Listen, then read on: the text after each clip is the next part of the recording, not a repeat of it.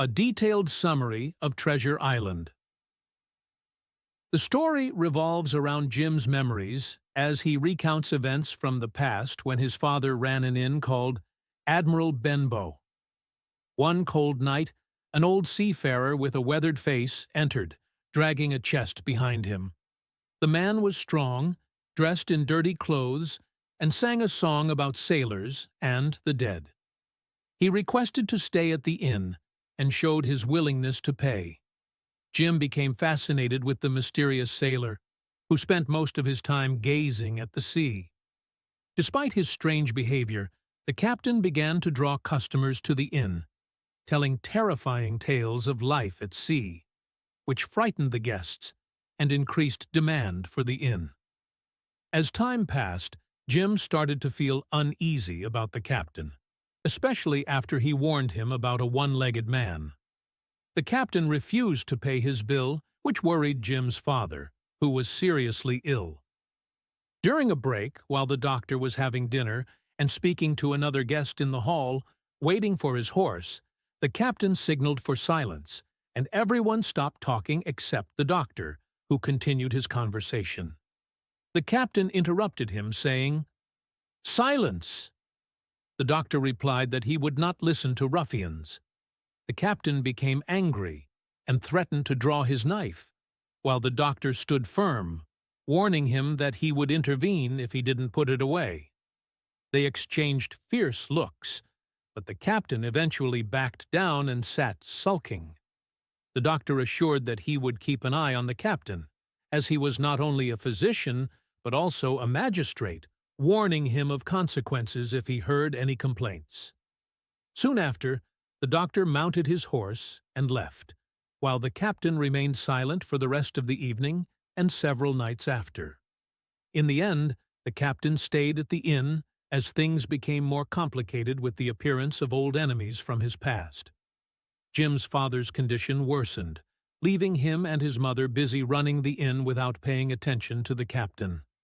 One cold January morning, the captain, seemingly affected by the doctor's earlier insult, appeared. As he prepared to go to the shore, a strange man with pale features entered, asking about his friend, Bill. The narrator informs him that the captain lives at the inn. It turns out that this strange man is Black Dog, and he plans to confront the captain.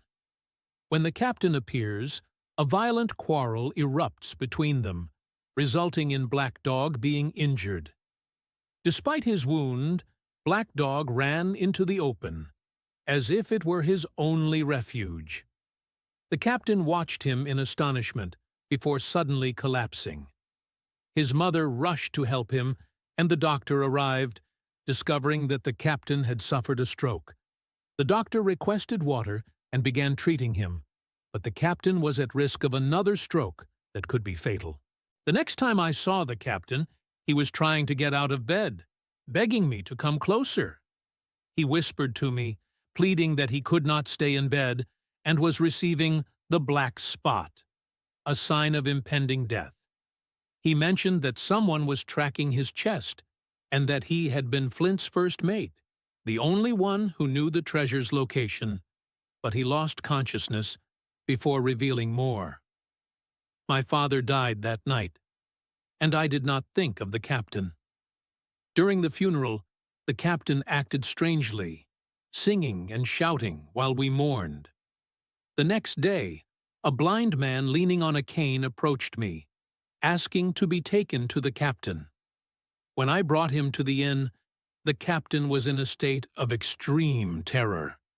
The blind man instructed me to extend the captain's hand and gave him something before quickly leaving. The captain regained consciousness and shouted that he had only 6 hours left, but soon he collapsed at my feet and died.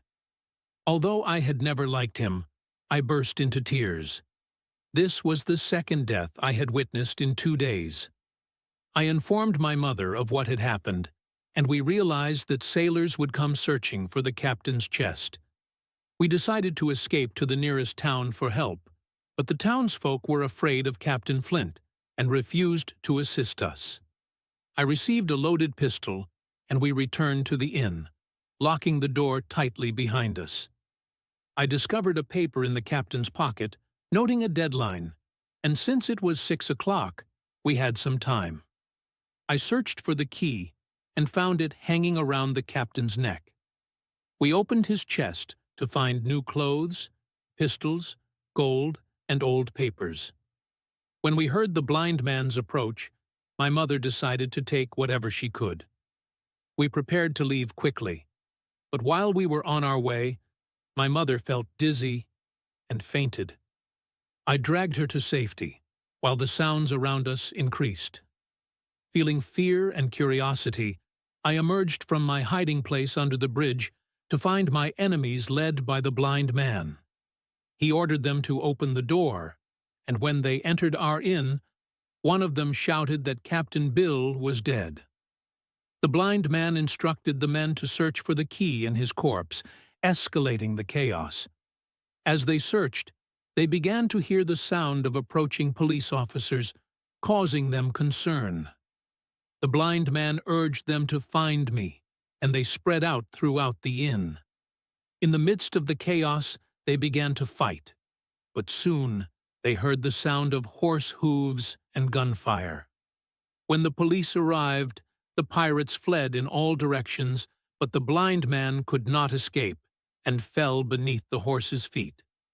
The police managed to assess the situation, but the pirates escaped in a small boat.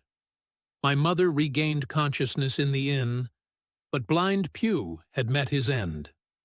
We decided to take the important papers I had kept to Dr. Livesey for safekeeping from the pirates. The constable helped me mount a horse, and I rode out into the darkness of the night. I had difficulty reaching Dr. Livesey's house, where he was having dinner with nobleman John Trelawney. After being ushered into the library, Trelawney showed great interest in the contents of the scroll I had brought. He was eager to learn more about Captain Flint, the notorious pirate. They decided to open the scroll, discovering a book containing records of the treasures Flint had seized, along with a map indicating the treasure's location. The map included notes detailing a significant part of the treasure on Skeleton Island. Trelawney expressed great excitement and announced his plans to sail in search of the treasure, forming a crew of men. However, Dr. Livesey voiced his concern that Trelawney might reveal the secrets of the voyage, especially with pirates lurking. They all agreed on the necessity of keeping the matter secret until the ship was ready. Thank you very much for watching. See you in the second part.